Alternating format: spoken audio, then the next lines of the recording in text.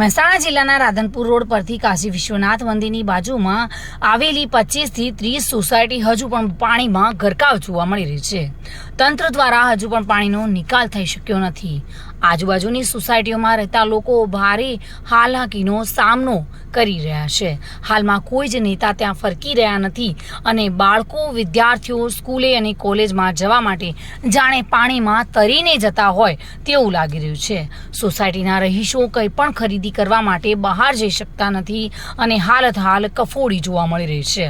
ગત રાત્રે પડેલા વરસાદના કારણે હજુ પણ વધુ પ્રમાણમાં પાણી ભરાઈ ગયેલું જોવા મળી રહ્યું છે અને હજુ પાણી ઓસર્યા નથી અને જો હજુ વરસાદ પડશે તો હજુ પણ ખરાબ પરિસ્થિતિનું નિર્માણ થાય તેવું લાગી રહ્યું છે।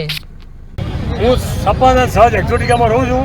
ત્યાં 7 વર્ષથી પાણીનો એટલો બધો પ્રોબ્લેમ છે અને આજની તારીખમાં બધાના ઘરમાં ઘૂસી ગયા છે પાણી અને કોઈ છોકરાઓ કે કોઈ નોકરી નથી થઈ શક્યા।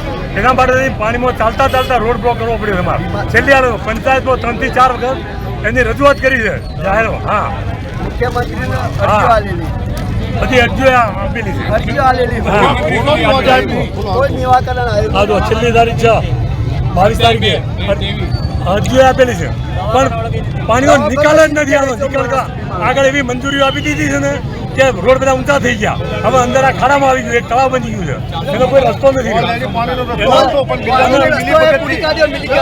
અંદાજે આ એરિયાની અંદર પાણીનો રસ્તો હતો એવું બોલો। સોસાયટી કેટલી સોસાયટીની છે? 25 સોસાયટી છે। 25 400 મકાન છે અને 25 સોસાયટી છે। એમાં એ જે રસ્તો હતો પાણીનું નહેર્યું એ પૂરી કાઢ્યું છે આખું બિલ્ડરોની મિલીભગતથી લેવામાં આવેલ છે અને રસ્તો બંધ થઈ ગયો ને અમારી સોસાયટીમાં પાણી બેસ્યું છે અને 1 મહિના સુધી પાણી રહેશે। કોઈ બીમાર પડી જશે, બધી જવાબદારી સરકારની રહેશે। અત્યારે કોઈ પાણી નીકળવાનો ચાન્સ નથી 1 મહિના સુધી। એટલે જે કરવું એ સરકારને જલ્દી કરે, અમારી એવી રિક્વેસ્ટ છે। ભાવિન ભાવસાર સાથે bureau report, today Gujarati news.